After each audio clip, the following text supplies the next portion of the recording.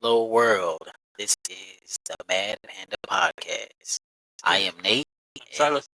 and we are here to talk about instrumentals today. So, my thoughts on instrumentals. Are we talking just instrumentals of songs that have rap on them, but the instrumental versions, or straight instrumental? Songs that it's full songs. So, Like they were made as an instrumental? no, okay, yes, like songs with lyrics.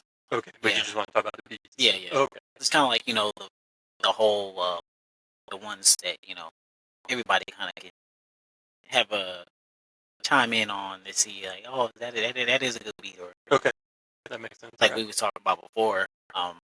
We both agree on that New York State of Mind by Nas is an incredible instrumental.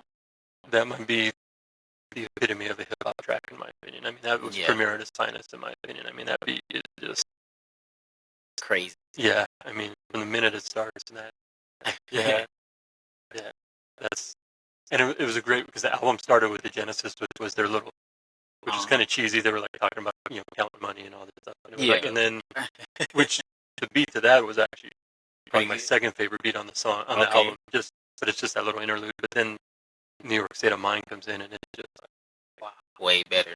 Yeah, and I think we've talked before about how important that album is, and like how it. Just from the first time I heard it, it was a classic. Yeah, and I think that song was probably the one. So yeah, instant classic too. Yeah, and it was a short, concise album too. It wasn't. It definitely didn't run on too long. No, it was 9 albums, and then the intro, I think, or not albums. Songs. Sorry, 9 songs.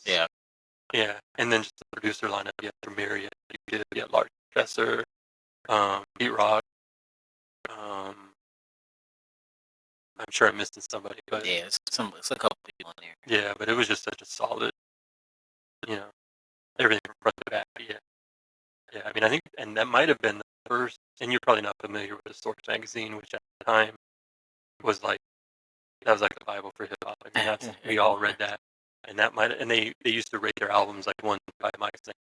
I might be wrong, but that might have been their first. They actually gave a 5 mic to, which meant basically perfect like album. a 1 out of 5. Yeah. Okay. So they give it all 5. Yeah. So, but yeah, incredible album, and that beat. Yeah, you're right. Probably. Yeah, that beat right there. Yeah. Is like you said. That is hip hop. Yeah. When you hear that beat. Also, I want to say too. I have kind of a short little list of I guess suggestions that we can bring up.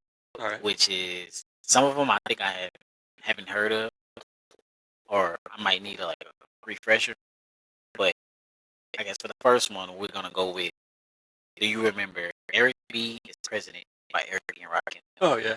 Okay. And I should know the name of the drum sample on that. I wish you'd give me a heads up on that. I would look it up. But yeah, I mean, Eric B. is President. That beat right there. Yeah, I'm trying to remember. The first song I remember hearing by Eric B. and Rakim was Microphone Queen. Okay. Yeah, but Eric B. is President was probably like shortly around. You probably heard that right around the same time. But, yeah, such a solid. Yeah, I really wish we could get past YouTube's rules and actually play songs on here, because it would make things either. Maybe we should just do it one of these days. Just play something.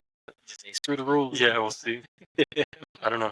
I want to get our podcast up there, but I don't want the YouTube start taking it off. Exactly. Yeah. Well, so okay. Speaking of Eric B. and Rakim, I have I guess one of the most iconic beats from them is "Paid in Full." And I feel like every rapper then rapped on this beat. Like everybody had to go through this. It's kind of like a rite of passage, going through "Paid in Full" beat. Everyone had. Yeah, everyone had to rap on that beat. Paid in Full. Paid in Full, right there. So yeah, I feel like that's I don't what is it, 80s still? Yeah, that was late 80s. Okay. It was, it says on here. I can't read. 1987. 87. Yeah. Okay. Yeah, that'd be about right, because I started listening to about 86, 87. Really got into it in 88, so probably that's why I would have heard later, and then came back to some of these Speaking of Paid in Full, there's the original and then there's the cold cut remix, which is probably the more famous one. It goes on for like 7 minutes. Yeah, Cold cut were that's some pretty listen to. cheesy, and they had a whole bunch of different things that they cut into it. But Yeah, that's the one I'm familiar with. Was it the original one just way more short? yeah, it's like 3 or 4 minutes long, probably. Yeah, it doesn't have the time on it. Yeah, because the one I'm talking about, because everybody used to freestyle over it. Yeah, so it would probably been the original, but yeah, yeah, it was yeah, it's just a staple yeah. in the community, and so I guess from that era, would you? I wouldn't consider that be the best instrumental out of that, from the '80s. No. However, I feel like that might be one of the most famous ones. At least it had to be It's like definitely top the most 10. famous. Yeah, probably. Was the best from that period.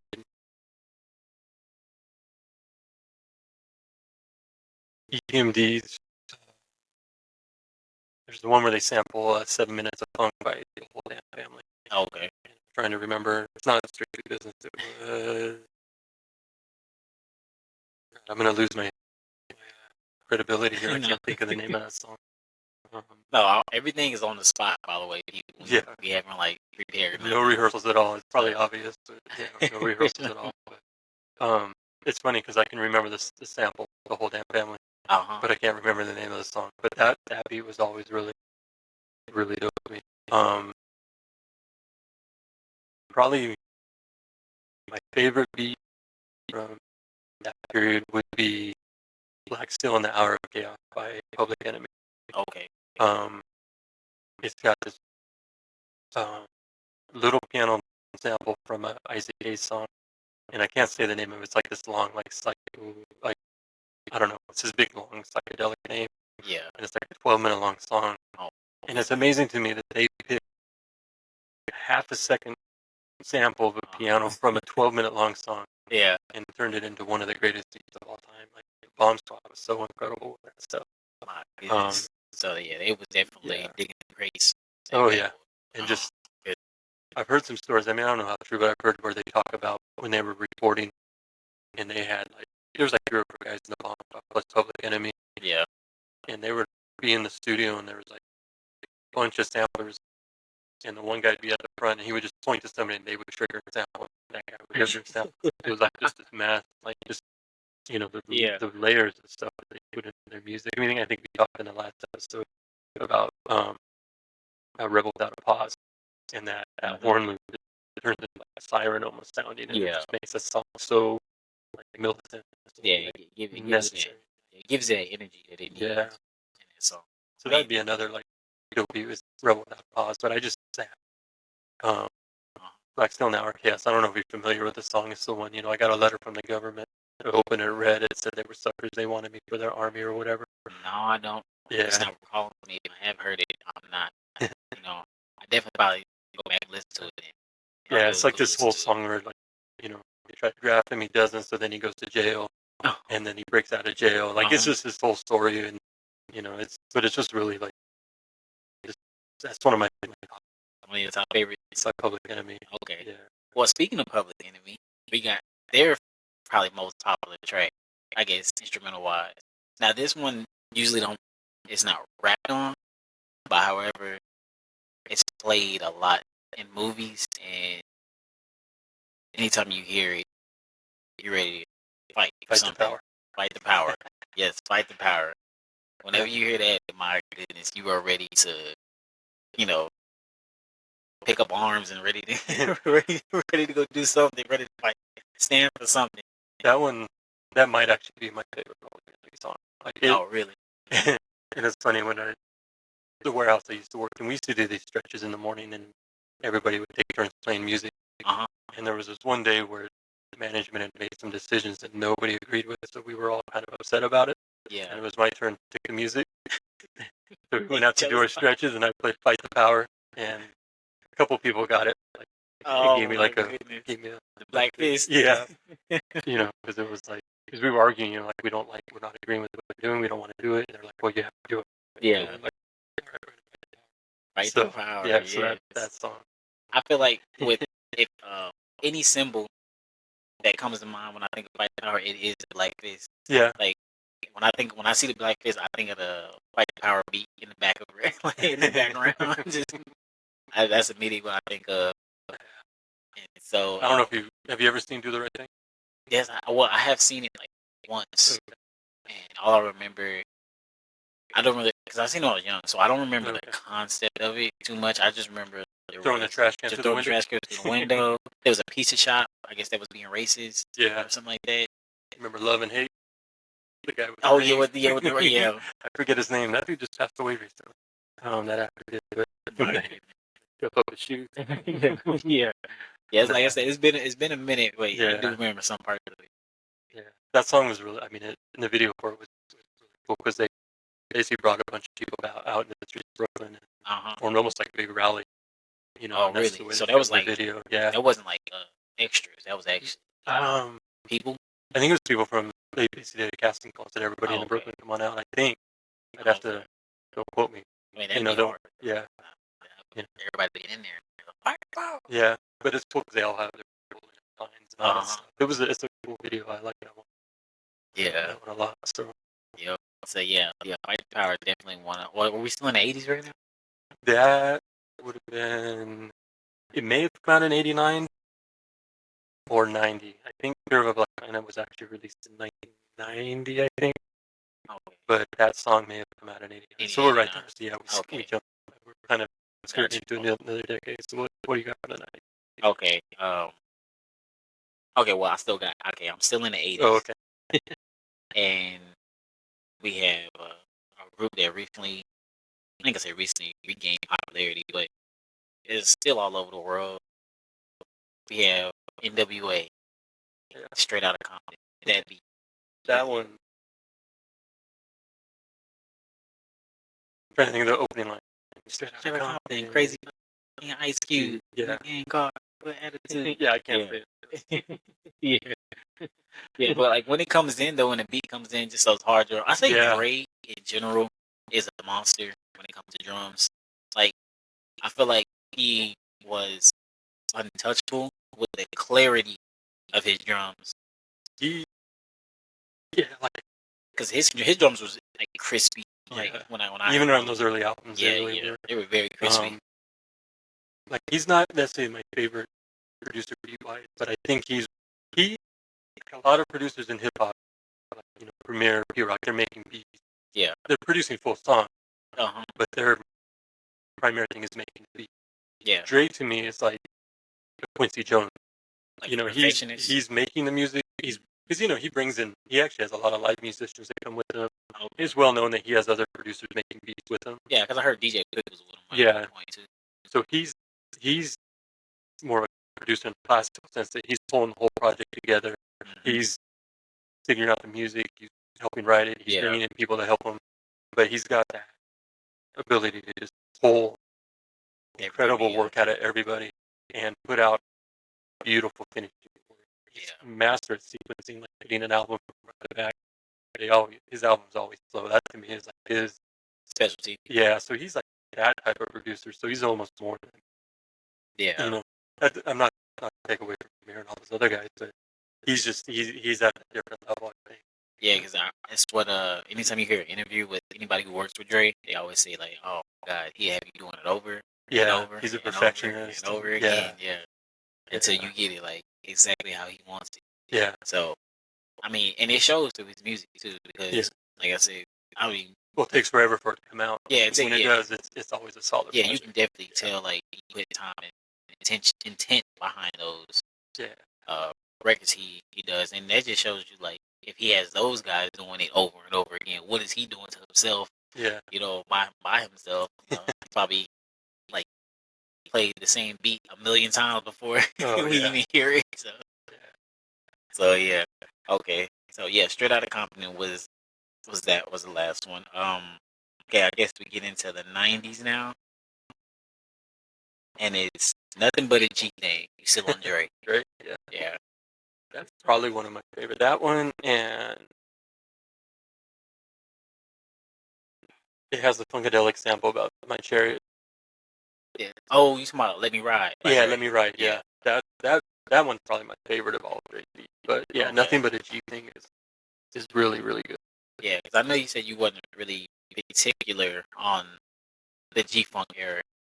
However, that is probably like one of the most popular G. I Yeah. feel like you really can't go wrong with that. Nothing but a G name beat, even if you're Yeah. not really particularly like It's just G got a Funk. great groove to it and does have that kind of funky, Yeah, like, just vibe about it. Like, I could see, like, chilling at a park, yeah, exactly. or just hanging out, just Yeah. chilling. And, like we've talked, like, I'm not a huge fan. I'm more in the West Coast, like, underground side. Uh-huh. That, but that album, like, those songs, I will say my favorite probably project by Dre, beat-wise, other than NWA, would be the Deep Cover, Deep which was, cover?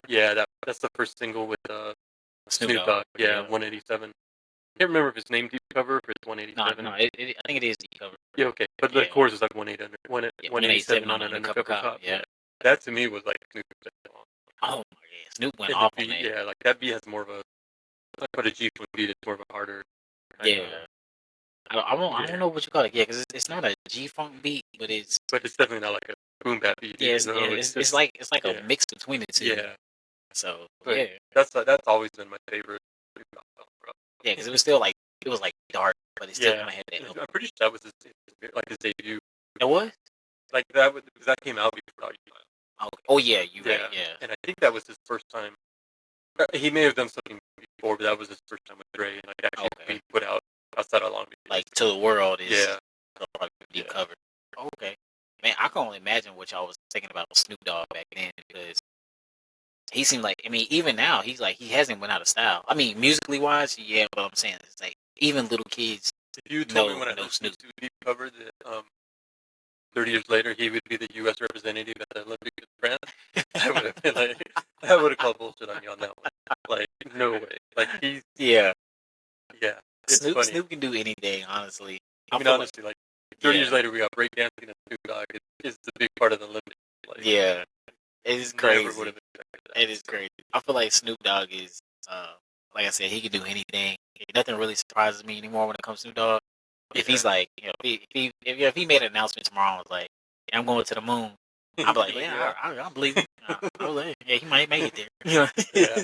So, I do remember like when Deep Cover came out, like we all had. I hope what that was for going to be Snoop? like, Or yeah, he was going to be our West Coaster. He was like our Nas, and I okay, think he kind of let us down because he did go to that G-Funk, yeah. and it wasn't quite as lyrical. I mean, Uh-huh. it still was because he did like, and it was interesting because I think he was the first person that I know of that did a cover song, like, he covered Children's Story on his first album, if I remember correctly. Oh, you talking about from Slick Rick? Yeah, Oh, I think it was. I think that's the one he covered, isn't it? I don't remember. I don't know. I want to shoot. Let me see. I don't remember him. Yeah, I don't remember him covering that song. He might have though. I'm not sure. I don't know. I may be making up memories. I'm getting older.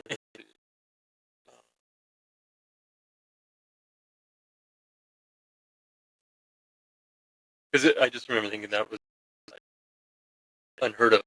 Yeah, I mean, hip hop is like supposed to be original. Yeah, like original lyrics. Yeah, and so for him to do that, but it was cool. No, it was Lottie Dottie. That's what he covered. Yeah, Oh, okay. sorry. Okay. I'm thinking of Black Star. They covered Children's They Story. said Most that, of them covered. But no, he covered Lottie Dottie. So he was the first one that I can remember doing a cover song, which, like we were just saying, is unheard of in hip hop. It's supposed to be Yeah, your lyric. yeah, it's supposed to be what you Yeah. nobody. But I thought it was pretty cool. Yeah. Like, but what I was saying, I think we were. I just remember us saying, that's going to be our like, the lyrical one.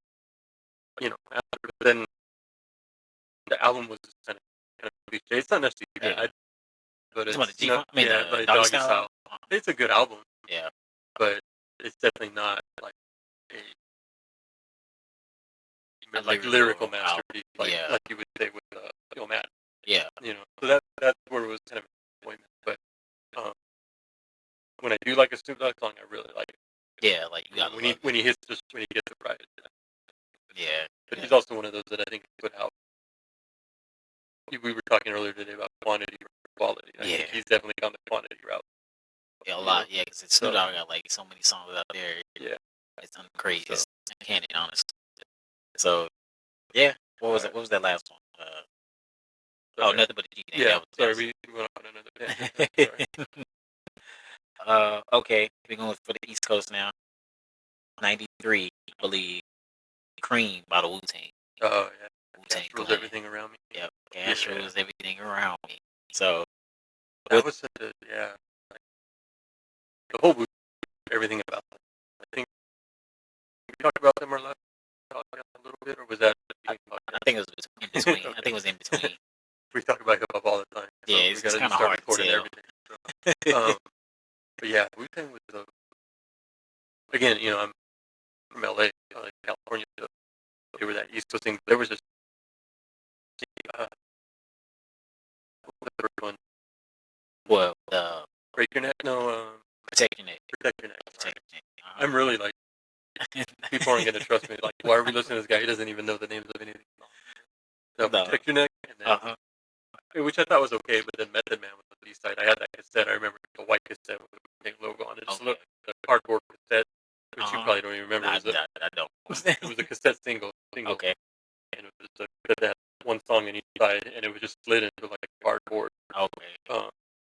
Box. Didn't even open it; just slid through. Just. Yeah, and it had the white. It was all white with the Oh yeah, I think Wu-Tang logo on it it. like a Yeah. plastic kind of cassette. It was a plastic cassette. Yeah. Yeah. Yeah. Okay. Yeah, I do know Yeah. what you're talking about. You know, Yeah. youngsters don't know anything about that. But, Yeah. Yeah. Okay. See, I had the cassette, and yeah. you said it was one side the Method Man. Was Protect Your Neck, and then the other one was Method Man. Okay. And that Method Man song, to this day, that be like it's the legend of Really? that song. Like, Yeah. And then when the album came out, then you had Dream, Thing Ain't Nothing. That was that's my favorite beat. Really? Off that album? And I think that's the one that samples the Underdog beat. And that beat, the little snare, it's like almost like a knuckle crack. Yeah, I know what you mean. Like, I don't know, that beat, that little snare crack. I listen to the instrumental that one all the time. I have both the original and the instrumental. Oh, you got the instrumental? Just because I love that beat so much. Yeah. But Cream, what else on that album? Another one. It was a lot. I can't remember everything off too. But yeah, Cream. The concept that the cast rolls everything around me. I mean, it's such a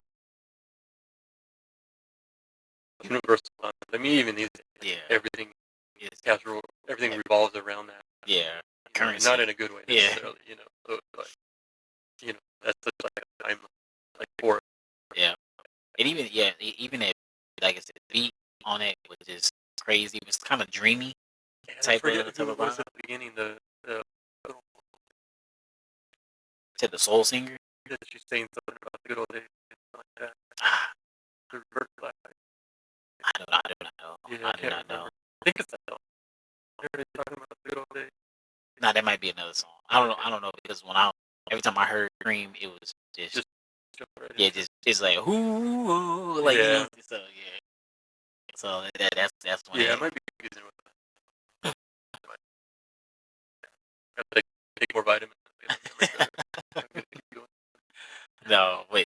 Yeah, the Cream was very, very dreamy. Yeah. It was it's stayed through the culture. It's like I said, it's a timeless. Like that whole album. I mean, you could put it on today, and it still sounds like it came out today. Not too long ago. Yeah. It's like, man, it's one of those few albums. Like we were talking about Eric and Rakim. You put that on, you're like, oh yeah, that's an '80s album. Yeah. Like it's kind of dated at that point. Yeah. And even like we were talking about like De La Soul, it's like, yeah, that's definitely not a current album, but I think like you gave somebody that never listened to hip hop before Illmatic and Wu-Tang, there's maybe even Low End Theory by Quest, like those albums you could listen to and be like, did this just come out? Like people would they would believe that. Yeah. Because there's such a timeless sound to it. Yeah. And that's another thing about instrumentals too, is how some of these producers can pick and or capture the vibe of what these artists are trying to say, or capture the vibe of the artist in general. Yeah. Because like even like what you said with what's his name again, Prince Paul from De La Soul, him having to capture the sounds of 3 teenagers. Yeah. Especially at that time where it was definitely not cool to be like as I don't want to say hippie because I know you said they don't like to be called hippies, Progressive. but Let's call them yeah, progressive. Yeah, it's more Fast progressive. track. Yeah. Yeah, so that's just another skill that a producer has to have. Yeah. I mean, I say within now, like today, it's kind of like a producer just be himself, and then he just kind of like puts it out there, and whoever likes it kind of attracts to it. Yeah, like a lot of stuff, they just take beats and then somebody raps over 'em. Yeah, it's You not know, there's like not a lot of where, partnership no more.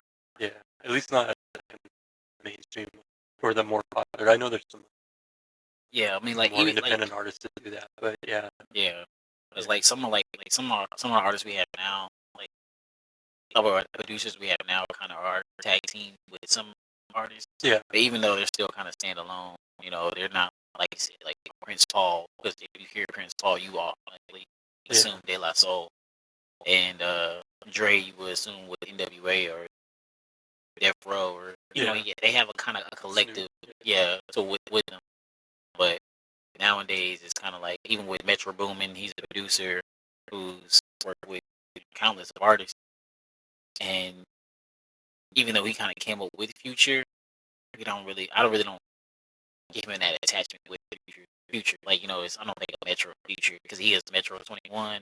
There's a lot of people out there, okay.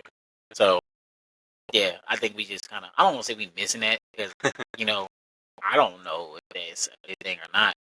Well, I've always liked the whole. I think some of the better albums are usually one producer, one rapper. Uh huh. And I mean that's not. I mean, it's like Illmatic, has like 4 or 5 producers, Yeah. but you know, when you talk like De La, it was all. It wasn't just Prince Paul; it was a whole group. So, but it was they all brought everything to Yeah. the table. And same with like Tribe Called Quest. You did a lot of the production. Uh huh. Mr. Muhammad did a lot of the production. Yeah. Um, and then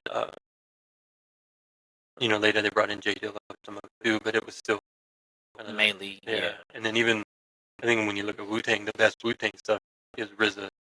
And Yeah. then when you Yeah. start getting some of the offshoot producers, there's some decent stuff, but it definitely doesn't quite have the same. You know how to capture that vibe. Yeah, where I think RZA knew exactly.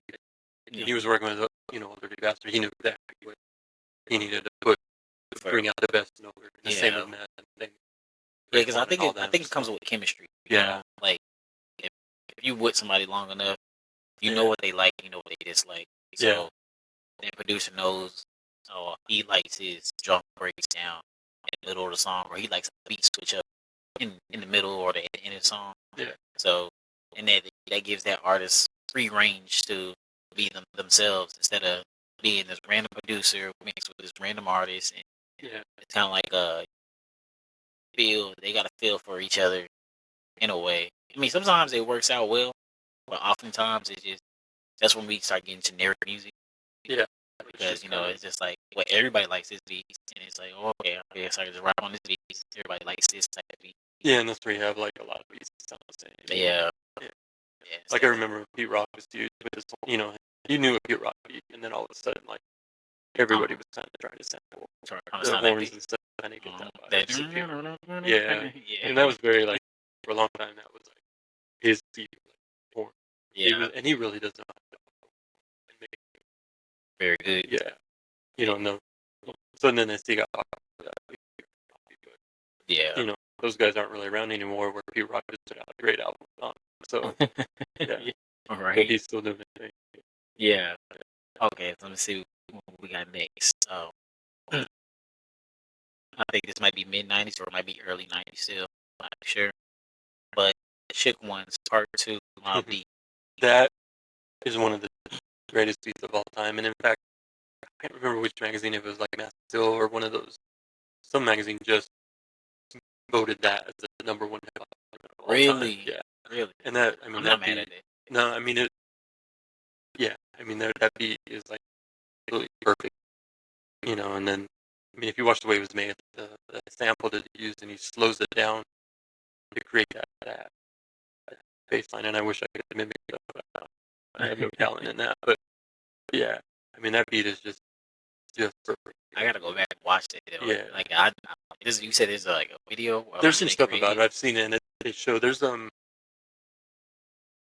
there's some I followed on YouTube on Instagram, and they show like samples and how they um like play the original song, and then they'll show the the the finish the new song, Okay. so you can kind of see. And then there was a thing, I think it was by Tracklib, which is a website that you can like buy samples through. Like you can Yeah. buy songs and sample them Yeah, for yeah. 'Cause producers. always when I was trying to do my music thing, I was trying to do the track live, Okay. but I never got around to it. One because my sampling game was not on point. So yeah, I was like, I'm gonna stay Yeah. away from that a That's little what I do. bit. I've used it. I mean, I've never released anything, but Mhm. the beats that I have made, I have some that I pulled from Oh, Tracklib. track live. Yeah. Yeah, So because with track live, right, you can also like the person. I guess the song that you are sampling, that person still gets royalty when you buy it off the platform, right? yeah, so you sign up for membership and you get a certain amount of like Credits. points, credits, Okay. yeah, and then you can download the song, and then when you release it, you pay a small fee, Okay. $50 or something like that, to officially license it Hmm. to be used. So you can download it as part of your credit and do anything you want with it, Yeah. except for releasing. So you can Okay. have it on your, you can put in your sampler, do whatever you need to do to it, and then when you're ready, you can buy the license. Like I said, I think they start at 50, and then there's like certain categories, like Yeah. there's like A, B, and C. So the C samples are the cheapest, and so on. And Okay. then the artist will get a percentage too. So yeah, Mhm. so they've actually made a deal with the artist. They've got the right to them, and then Yeah. they put them on there. There's a lot of stuff on there. We were talking earlier about that uh, 7 minute song by the whole damn family, that EPMD sample. That's on there. Yeah.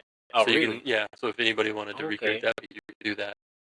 Bob James, who recently put a bunch of his, and he's one of the most sampled artists of all time. His song Mardi Oh Gras is the man. basis for Run DMC, the one with the bells. Yeah. They talking about the Rock Bell song. Not Rocket Bells. And again, here I go showing my credibility, but I No, can't you ever good. remember the names of the I remember the samples, and I know the song, I just can't remember it. But it's the sample is Mardi Gras. Okay. Um, but then, I mean, I think he's one of the most sampled artists of all time. And now you can get most of his discographies on there. And I'm hoping, and I don't know Yeah. if it's ever going to happen, but Souls of Mischief did a song called Cab Fare where they sampled uh, Angela by him, which is the theme from Old TV show called Taxi. Okay. And they were never able to get the rights to it. So it's on there now, I think, if I remember right.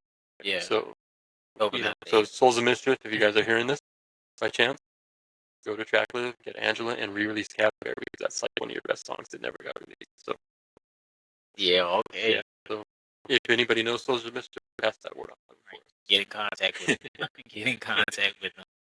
But yeah. So anyway, then yeah. So it's basically trying to bring family back Okay. to where you can actually do it The right way. without, with the right way, where everybody gets paid and where it's actually affordable. Yeah. You know. Yeah. So and doable, because I think even most of your bedroom producers could afford. 50 bucks. Yeah. If Yeah. they're, But yeah. Also because I mean, one I think the main thing about sampling is everybody was scared to get sued. yeah, That was it just just takes it out of it. yeah. So Takes all that yeah, worry out of it. yeah, So yeah, that's cool. That's very yeah. attractive. Okay. So hey, Tracklift, feel free to send Sponsor us, us, right? sponsor us, send us a little something here, give me free membership or something like that. Right. Give us something. But yeah. Okay, so it was the shook ones, right? Yeah, Oh. great. So yeah, that is one of the I I feel was like hoping you'd bring that one up. yeah, I feel like that is one of the greatest hip hop beats of all Yeah, time. I And think it was a Prodigy produced it, right? I believe so. Don't get me Yeah, lying, but yeah. I believe Rest in peace. yeah, I believe Prodigy Yeah. did it. I say the first time I heard it though was I think how everybody my age heard it was through 8 Mile when Eminem rapped Oh over it. yeah, that's right. Yeah, I've forgotten that. yeah, when Eminem rapped over it at the rap battle, his Yeah, last scene. So yeah, I've that forgotten that. I yeah, can't even imagine that anybody else rapping over that song than Mobb Deep. Like it yeah, doesn't. man. It's crazy because through my perspective, right? That was an Eminem like beat. I was like, nah, that's an Eminem beat.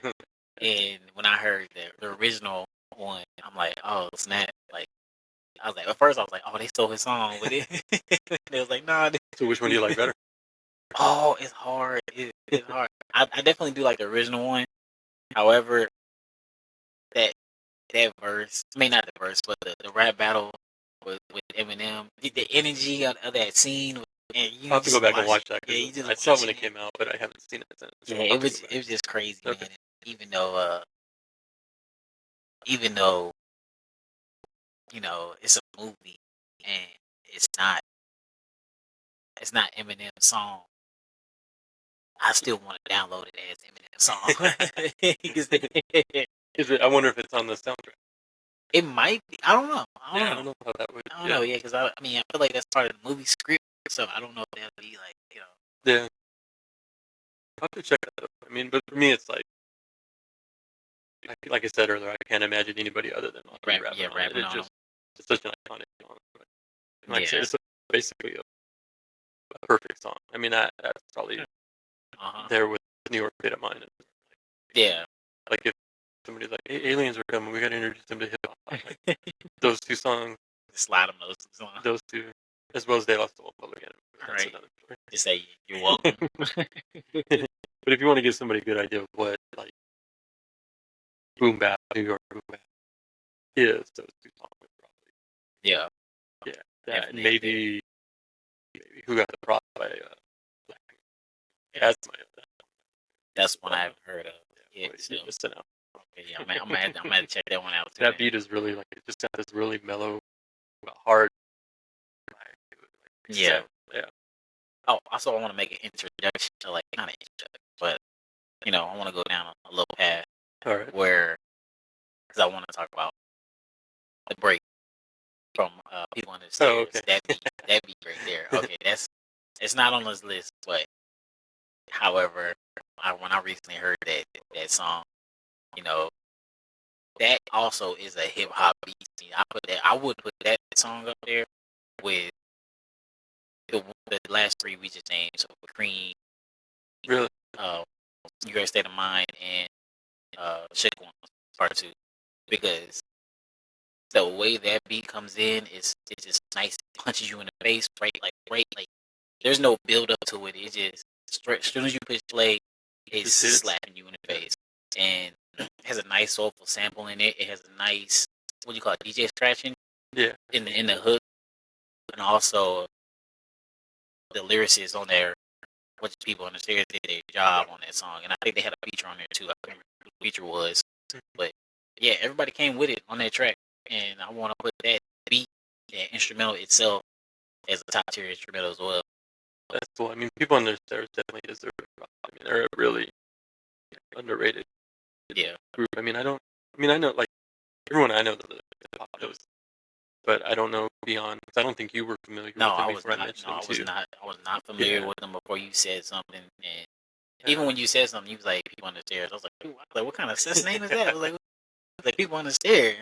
Yeah, but they're like just good, solid hip hop. Like I think we were talking earlier. You wouldn't call them lyricists or anything like that. But they're just dope MCs, great producers, and they just put around. And they put out a lot of albums. I think that one was from OST. I think that was the album. Yeah, OST. Which is a great album. They have another one called Highlighter, which is an excellent album. Anything like the break on there, I'm definitely going to check it out. They've got a huge catalog. I mean, they put out about 8 albums at least. And unfortunately, the one guy, Devil, he passed away a few years ago. Oh, okay. Which interesting. The other guy, that's one. He put out an album a couple years ago called Sincerely. But it was basically a tribute album to the other. I hope I'm getting his name. Okay. But it was really cool because it was like really good soulful samples, and it was a lot of just recordings of him talking, other dudes talking. Oh, really? Things like that. Just a really beautiful like tribute project. Yeah. So, and and then he kind of stepped away, and he hadn't heard much from him for a while. But recently, there's been some posts. I think he's maybe making music again, which I would hope. He recently put up some albums. I was hoping to get in and try to get a copy of Highlighter on vinyl because I've never been able to get a copy of it. Oh, really? And didn't get into the sale soon enough. I got in there like 20 minutes after the sale started, and it was sold out. But they just not making anymore? No, it's and he was basically he found some old copies that he had, like some unsold copies that were in his. Oh, okay. Yeah, when he was doing cleanup and stuff, so he was just putting up some old merch up for sale. I mean, I could find it on discount probably, but it's gonna be $100. Yeah, you don't know if you want to do that. It's, I don't want. I might want to. So, but no, and I wouldn't want to pay that much. But that would be one I might just because, and the vinyl was like green, like an old, that yellowish green highlighter. Okay, yeah. Yeah. Like really, the real highlighter. yeah, that's like the color of the vinyl. Wow. It's pretty cool. Like, yeah. But the other thing I was going to mention about them, I still remember I picked up their first CD. I think it's on the next step. I think that's the name of it. Okay. Bought it from a little record store in Claremont, California. Right. Useless information, but in the spine of the CD where you open up, there's a little space. They had an old bead, which is like an Indian cigarette. It's these tiny little, they're wrapped in like tobacco leaf, and they had one stuff like inside, like they had packaged themselves. Yeah. So I wish I still had that. I'm mad that when I sold my CDs years and years ago, I sold that one. That would have been kind of a cool thing to have. Yeah, that'd have been. But I just thought that was crazy. a funny memory that I have. Yeah, obviously you have a lot of vinyls too up here. I mean, I don't know if you guys can see all of them, but yeah, he has quite a collection up here. And also with the vinyls, you had shown me the one with my favorite album, Forever My Long Time, by Big Crit, and that album had it had a gold disc and a purple. Yeah, I think so. Yeah. Yeah. So I mean, it was like what 100 something. I think so. Yeah, you basically have to buy it used now. There's no. Yeah. It's not. They're not. I mean, you can find like, but you're buying them from. Yeah. So I see how expensive these vinyls can get. They can be. The best thing is that you can get them when they first come out from the artist. So you get them at regular price. Yeah. If they sell out, then yeah. There's a few on my list that I want. Like Compton's Most Wanted, the first album, straight out of Compton. Yeah. That's one I sorely missing from my collection. And the last time I looked, I think it was like 200, 300.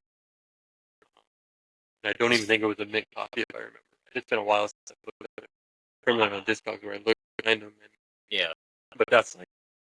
And I don't know if I could even get that. I definitely could get away with it. But, yeah, I mean, they want a nice, pretty penny for these. Yeah, I'm really hoping they repress that one. They repressed Music to Drive By from them, and then Straight Checking Them, which was a second album. Okay. They repressed that, but they haven't repressed the first one. So hopefully one of these days, because I don't mind getting repressed. It's nice having an original, but I want. I'll take whatever. Yeah, yeah. I basically take whatever is least expensive, but still good quality. So the represses is what is. It's like a reissue of it. Somebody, redoing it again. The problem with that, with a lot of old hip hop albums, though, is the sample. Because they may have been released. No, like paying for. Oh. Because they may have been released without clearing the samples. Yeah. That kind of in that time, there was that gray area in the late '80s, early '90s, where people were still releasing without clearing things. And I don't know exactly what the laws are for reissues. I heard one time that as long as you reissue exactly the same, you can kind of get away with that. But I think that's even changed now. Because I know when De La Soul reissued Behind the Rising earlier this year, they had some issues with a few of the samples, and I think one song that we had to be edited. Oh, really? So I see why you would want the original then. Yeah, on some of them, yeah. I mean, as long as it's the reissue and it's identical to what was out. And I do have those reissues of the De La Soul, but I do also have the original. So I do have the real record. Yeah. And the new one's still great. I mean, don't get me wrong. I don't know the album, but yeah. Okay, so I'm going on to the next one, and this is let me see.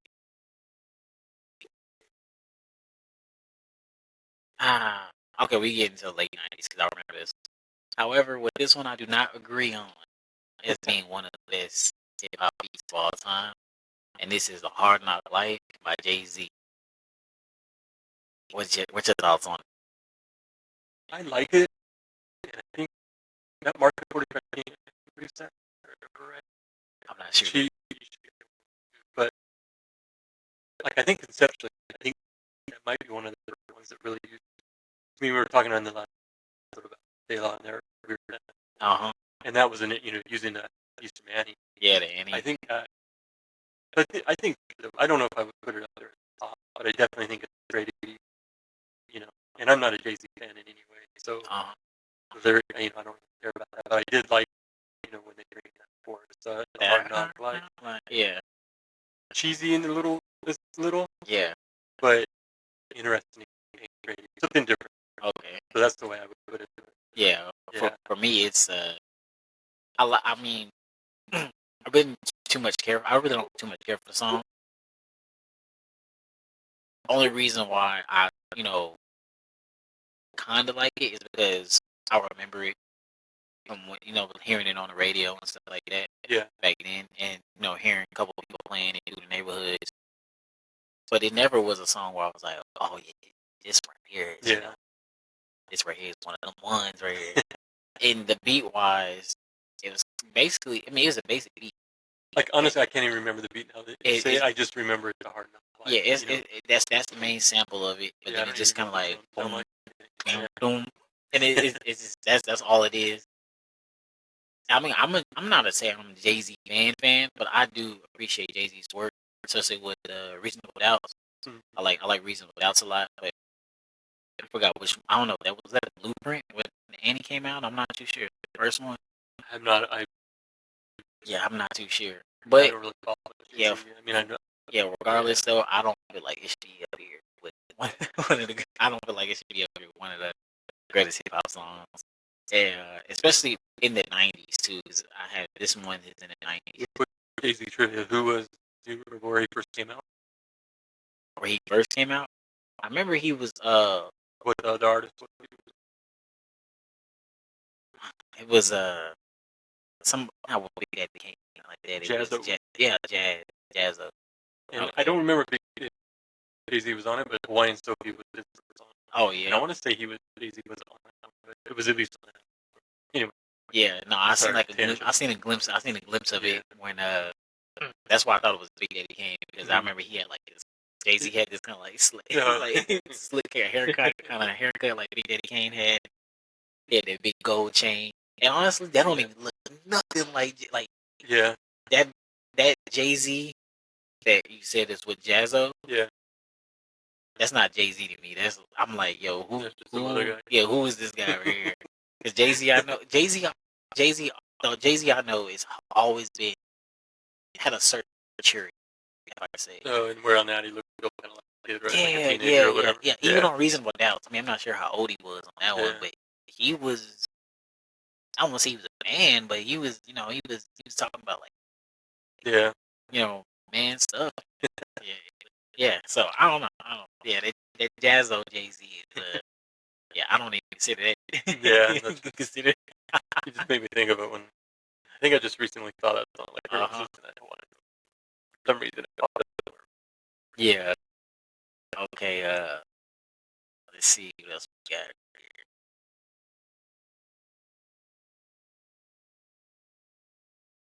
here. Ooh. Okay.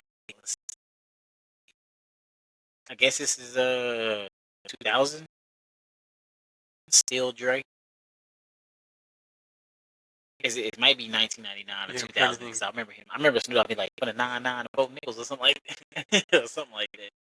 Is that the one like the guitar? That was, I think it's that. Yeah. Okay. Yeah. Like piano and stuff. Yeah. So. Yeah, I say still yeah, because everybody kind of replays that one, like on piano and stuff like that. So, yeah, I mean, I'm not mad at it. Like it's like I'm like it could be up there. But I have to go back and listen to it. I know the song. Yeah, but I haven't not a huge fan of it, but like where I listen to it all. Yeah, but I'm pretty sure I know the beat. It's pretty good. Yeah, but gangsters all across the world still. Yeah. So I think Jay-Z's Dre, we talked earlier about as a producer. I really can't stand it. You can't stand Dre as a rapper? It always sounds so forced. It doesn't, and I know he doesn't write his stuff. Yeah, I mean, even back in the NWA, Yeah, I think Cube and like Cube Ren. and Ren were one of the, you know, but it always sounds so kind of like take away from The a lot of times. authenticity Yeah, sometimes. like kind of like Yeah. I know there's a lot of people that agree with me on that, but Yeah. I just the way I feel. So, Yeah. I mean, yeah, you got your own opinions. yeah, don't be mad at me. You can still like it. Yeah, we all can agree and disagree tastefully, okay? But yeah. So I really don't have too much to say about that. Like I'm not mad at it. Are these beats you were thinking, or did you just kind of look up for like I kind popular of beats? looked up. I looked up Top beats? top Oh, okay. beats of like decades. Yeah. And so these were like some Okay. of those. And this next one is definitely one I can agree with. It's definitely, if you heard this beat, actually this is a beat where you haven't even really heard too much. Is if you was at like lunch table or something like that, you definitely was not on it. Yeah. No, it's Oh. it's the clips grinding. Oh, okay. Yeah. Was that Neptune? Like, Yeah, Neptune. Yeah, that was the Yeah. Neptunes. Yeah, I guess they produced it. I know the song, but it was never a huge You wasn't a Clips fan of fan it? really. Like, I think we've talked before, like, 'cause they kind of have that gangster Yeah. kind of Oh vibe, I guess. they was selling And for long periods, stuff. I just stopped. I didn't really care for anything. I was listening more to the underground. A lot of the West Coast underground stuff. So there's a period, a lot of that where where I'm familiar with it. Uh-huh. Yeah, but so Yeah. I'd have to go back. I mean, and as I've kind of gotten past some of my bias on that, I've gone back. There is stuff that I know I missed out. But that's Okay. probably one that I need to, because I do. It gets brought up so much. That whole album like that. It's brought up about. I It's don't a know. classic in the 2000s. I'm not sure about the whole album, but Yeah. I know that song in general. Yeah. That song alone, grinding, it was infectious, especially when I was when it came out. When I was a small little child when it came out. Even then, we was like beating on the doors, beating on the side of the wall, like trying to recreate that beat. You know what I'm saying? That, bro. You know I'm what definitely I'm gonna saying? have to go. Yeah, so yeah, you definitely because it's more I think it's more in the fact of Pharrell, like his creative vision on that and teaming up with the clips, them being kind of, I guess you would call it abstract or something like that, and teaming up with like drug dealers, gangsters, and have it and it meshed well, really good. Even though the chorus was like grinding, grinding, and they had the like the little like I don't know what it was, like these little bells A or something. Pharrell Like sound, like a definite, like you can tell that was Pharrell. Like, it's kind of. So man, yeah, that one's definitely that one's definitely. That's one I forgot about, honestly. Okay. So I'll definitely have to check for it. Like I said, I'm familiar with it. I know I've heard it, but yeah. that's just not something I listen to. I'll go back. Okay, so now we might be getting in unfamiliar territory with you. Uh-oh. So we're getting in mid 2000. I guess mid 2000. So 2000, I believe 8. I remember. Uh, Little Wayne's "I'm Millie." I don't know if you remember "I'm Millie." No. I know this. I know of it, but Yeah, it's not one of your beats. we've talked before, I think, briefly, but Uh-huh. there's a lot of rappers out there that I don't like it, but I get it. Yeah. Little Wayne's not one. I don't get it. How And it makes me feel stupid sometimes because so many people say he's a genius. Yeah. And so many people I respect say he's a genius. Uh-huh. And then I listen to it and I'm like, this is just terrible. Oh, really? Yeah. And I mean, I honestly can't think of anything by him that I like. The only thing that I can think of off the top of my head was on a recent I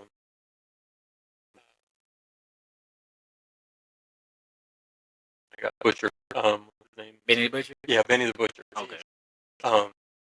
Little Wayne was on one of the songs on his. I don't think it was his last. I think it was like 2 albums ago, maybe. Okay. And I actually kind of like it. Yeah, they kind of like like I was like, this is okay.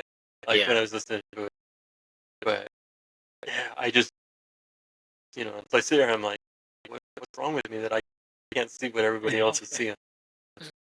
But then I'm just like, yeah, whatever, Yeah. I'm not that worried, just like when I think about it, I'm like, yeah, maybe I'm missing something, but I just can't get it. So, Yeah. so Well, apologies to all the Lil Wayne fans out there, though, but it's not my thing. I definitely am a Lil Wayne fan.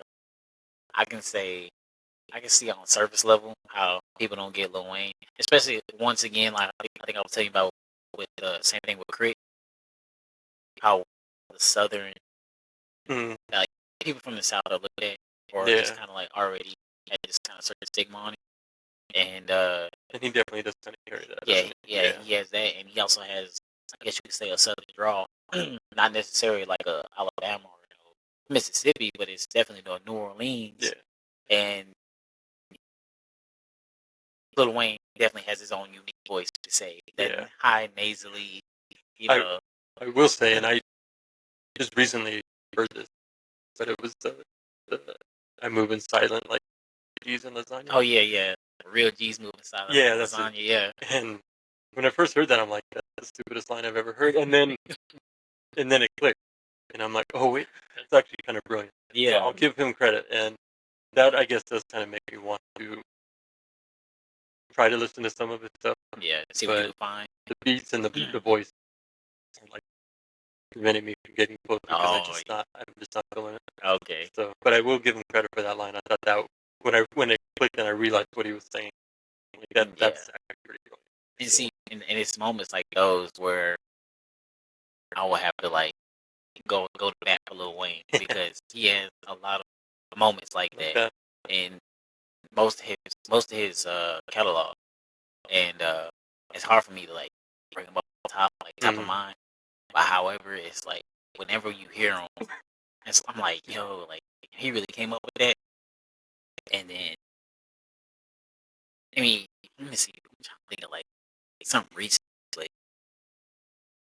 and I can't. But every time you hear a song from Lil Wayne, that's why like a Lil Wayne feature was like so big back then. Because he knew there was going to be something witty in it. Yeah, it wasn't just his clout that you was getting on the track. You knew he was gonna deliver. You knew Wayne was gonna deliver it. And he always had these witty punchlines and similes. And it's like, man, like he thought about that.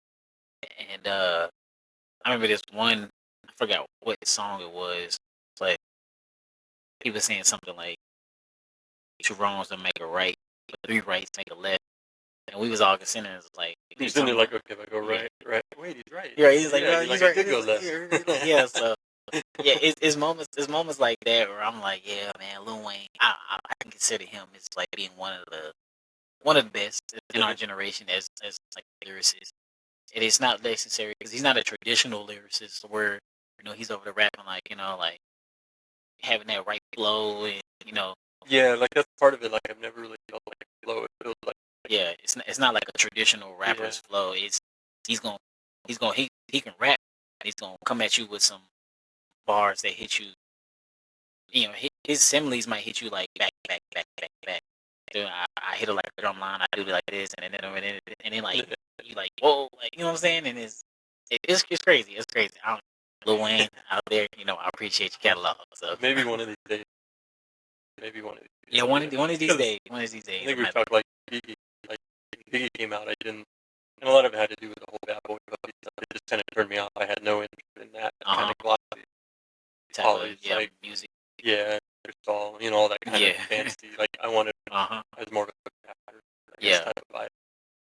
So I missed out a lot when he came out. I just turned it off because yeah, like, I'm He's not like, I'm not puppy. really with this.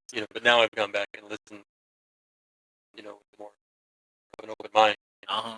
And I'm like, okay, like he's actually, I see it. Like, I can. That's what I was saying. Yeah. There's like MCs that I don't necessarily like, but I can see what's good about See him what's good and about. him. But I will say, I definitely am like, and I wish some of the stuff they're a little less, maybe more like harder boom bap, Uh-huh. as opposed to some of the more polished stuff or like pop kind of vibe, but it's a Gotcha. bad way rock. Could you imagine like an Illmatic type of album with Biggie?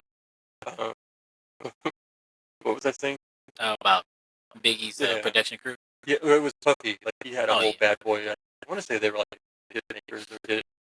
No, Hit Squad was It wasn't like a bomb squad. no Bomb Squad was Public Enemy. I think Hit Squad was like their But anyway, he had like a whole group of producers. Yeah. I don't know exactly who produced, but I just thinking like if you had like Premiere and Vivi, Yeah. and then you did Rock and Vivi, and just That did that would've been- concise 10-track album, just solid thing. That would have been a while. Yeah. But yeah, no, he's one that's going on. So maybe one of the days I can Appreciate it. Lil Wayne a little bit. Oh yeah. But Who? the production on it, because I'm not a big fan of that style of the beat Yeah. as much. Lil Wayne beats. Yeah, so that makes it hard because that's what holds me for Mm-hmm. So on that, it's kind of like if I can't get past the beat and I don't really like your voice, Yeah. It's and I gonna be don't really hard to think you're listen saying to. much, then I'm gonna, I can handle like a weaker beat with really dope melody, Yeah. or Vice really versa. dope beat with weaker melody. But Yeah. to handle a beat that I don't like with the MC I'm not feeling, it's gonna be hard to get into it. So. Like we were saying earlier with the quantity and quality, Lil Wayne had both at a time. Yeah. Like I said, from like 2008 to like 2012, Lil Wayne kind of ran that whole them years. I guess that 4 years. Yeah, I mean he was everywhere. Yeah, so he was dominating in them 4 years, and the quality. Okay, the quantity didn't really mess up the quality of his work. 'Cause like I said, he was still rapping top tier bars on those songs. Everything he put Yeah, everything he was putting out. I mean, some of like I said, some of the songs was like okay, like all that. But he still had like a bar or two in there. Oh, okay. And he went on his mixtape run. He has a mixtape series called No Ceilings. Yeah. And on that, pretty much he's taking other people's beats that's popular at the time. He's rapping over them. Yep. And those kind of what like had they gave Lil Wayne his, I guess, edge over people because he was like taking these people's beats and like making them his own to where we was like this ain't their song no more. Like this is a Wayne song now. I don't know if you remember, it was on EP. It came out. Kill It Will. Kill It Will. Yeah, he had a song in there called Jack and the Beat. Oh yeah, I remember. And that's basically it was like one song, but he went through like a dozen different beats. I know there was an F-Man beat on there, and there was I think there was a gangster beat on there, and there was just that. Yeah. It was like maybe 10 or 12 beats, and the whole song was like a beat. Yeah. And he owned each one of the beats. But, yeah, so it's kind of the same guy. I remember Jack beats. Yeah, that was a crazy concept back then too. It might have been one of the first where somebody was. I mean, there was people like during live shows, but I think that might have been one of the first released where they were actually other rappers. Yeah. Yeah, other rappers. Yeah. So it was pretty cool. Yeah. Well, okay. We're going a little further out. So yeah. This is another artist. We're running over that hour mark. Too. Oh yeah. Yeah. Okay. One more beat and then we'll have to call it. Yeah, this is the last one then. We've already bored everybody and they're turned away anyway. We got another artist that you are not too sure about as well. Kanye West. Yeah. Howard. I don't know if you remember that one. What album was that one? I think it was My Beautiful Dark Twisted Fantasy. I probably don't. I know I listened to that album, but it's one like yeah. I don't know. I'd have to go back. I think we talked before. He's another one that I think he's and that's a medium. And it's hard for me to appreciate his work as well. Yeah, and it's another one where I'm like, and they're like, oh yeah, Kanye's a genius. But oh yeah, Kanye's a genius. And I'm like, wait, you guys are the geniuses. If you're saying he's a genius, what am I missing again? Kind of like what we're talking about with Wayne. But yeah, I just don't feel it as much. But it is what it is. But yeah, I'll have to check it out. But I do know I have listened to every one of his albums because of that. Okay. Like I want to see what am I missing? And what I is just never missing find what I'm missing yet. But so I know I've listened to it, but I'd have to go back and have to check it. So yeah. Yeah. Well, I feel like probably late registration and graduation. I'd like his best. Ones. To me, his that I think of. Well, the only beat that I listen to of his on any regular basis is "The Corner" by Common. Okay. Which that to me is actually one of my favorite of all time. And they did a remix of it that has, I think, Most Def's on it and Scarface on it. Really? Yeah, and it's kind of the same beat, but it has a lot of codes on it doing the chorus and stuff. Okay. But that's like, and even with Kanye, actually Kanye rapped the chorus. Like one of the guys from Lock Code does like a little chorus. And I don't know if it's a sample or if he actually does like that record, but Okay. yeah, even with Kanye rapping like the chorus, like that song is still like because Wow. Yeah. I like that one a lot. I mean, a lot of it has to do with Common, but that beat is really cool. Yeah. Yeah. Yeah. Well, I would say with with Kanye, I have I like Kanye a lot, especially in his early years. However, lately, I ain't gonna say he been letting me down, but He's let everybody down. You can say is it. is some of the stuff is questionable. But Yeah. I still like him as an artist and as a human being or whatever like that. Kanye, I still like support Kanye. I just like the fact that he does whatever the hell he wants to do. Yeah. His arrogance definitely just turned me off. Like, it Yeah, pushes I can me see away. it. I can't. Uh-huh. And I think part of it is because I think it's an undeserved arrogance. Oh, You know, okay. like Prince Paul came out and said, "I'm the greatest producer of all time." I'm like, "Oh yeah, you are. You are a genius." But because I think that. But with Uh-huh. Kanye, I don't really think you're a You don't know genius. think about Then and I also believe that if you have to tell somebody you're a genius, you're not. So it. maybe that might be part of it. But Yeah. you know, I mean, it is what it. Everybody has their own way of looking at music What and their thing? own personal experience. Like I would say, like his first album, which was that Late Registration? No, it That was was. college dropout. Oh yeah, it's been a long time since I listened to it, but I know that was the old album. And I don't know if Through the Wire was on that or if that was Yeah, just a single. Okay, I believe which I Wire thought was that on. was actually pretty cool. Yeah, and he Cool had more song. a lot of Yeah, lyrics on that one. Like he had yeah, like Talib Kweli and stuff on that one. yeah. But even like at that point, it was still, and it seemed to me like even the Universal belief was that he was just a mediocre, Mm-hmm. and that he was a good producer that had Blowing that potential. was okay. Yeah, and then to me, he just never that I Didn't saw get a reached it. But some of it could just be for me, his yeah, arrogance periods and stuff like that. or whatever. I don't. I will say I did listen to it on the replay, and it Okay. was like an excruciating 2 hours. Like I listened to the whole thing. Like, I just wanted, Really? yeah. I was like, this is terrible. Like to me, I don't know. It just did Yeah. not have anything I that really wasn't appealed to feeling me. it either. Like Okay, I listened to it, I wasn't feeling it yeah, either. I definitely had any songs off of it. okay, But I think what things that gets me about Kanye is it is the older stuff. It's the stuff that we all loved before. yeah. And so like whenever he puts out something new, it's I think he's gonna recapture that. You keep hoping. Yeah, Yeah, recapture it. Plus it's like somehow he just keeps getting wildly popular. I know, and I'm like, I don't get it. Yeah, Like I said, there's some people I understand. yeah. Like Like, hidden because I listen to it, I'm like, I see what you're doing here, but I don't. uh-huh. You haven't done anything that I haven't heard before, really. Uh-huh. At least that I can think of. Like you're just kind of doing what's out there. The same thing. Yeah, that's kind of the way I felt listening to Panda. I was like, uh, you just sound like everything else that I hear on the radio or that I hear on, the Yeah. commercial side of it. Or like you're Uh-huh. not really bringing anything To me to me you that I can feel it better. Maybe they're better. And again, like I said, I feel weird because I see all these people that do it, yeah. and I'm like, what am I missing here? Yeah. Anyway, maybe one day, I don't know. I Yeah. do need to go back and probably check out Some of his stuff. the listen to Late Registration Oh again yeah, and College most Dropout and stuff, definitely. just because I do remember when I listened to my life on there. Yeah, he definitely got Yeah, and like I said, the production on those, especially graduation, yeah. late registration graduation, definitely. Well, I think because he still kind of Stadium had that wide. backpacker vibe too at that point, where people were like Yeah. kind of riding that indie kind of underground side, but was Uh-huh. at the same time was producing and stuff like that. So he Yeah. kind of In both worlds. yeah, Mhm. And then again, all that time was when I was kind of away from it. I was saying earlier about Yeah. systems. I didn't really control a lot of that work. Yeah.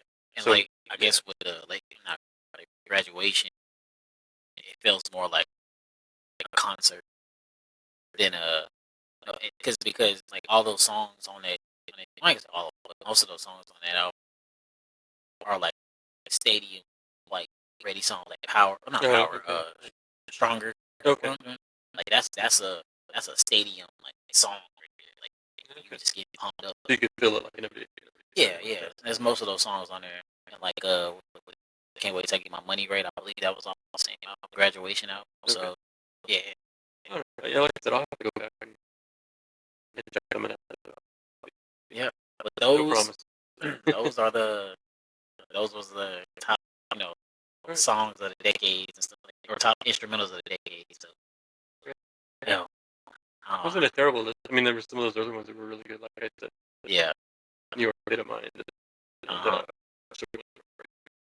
That definitely on there. Those They're are definitely on there. those should be on the top of anybody.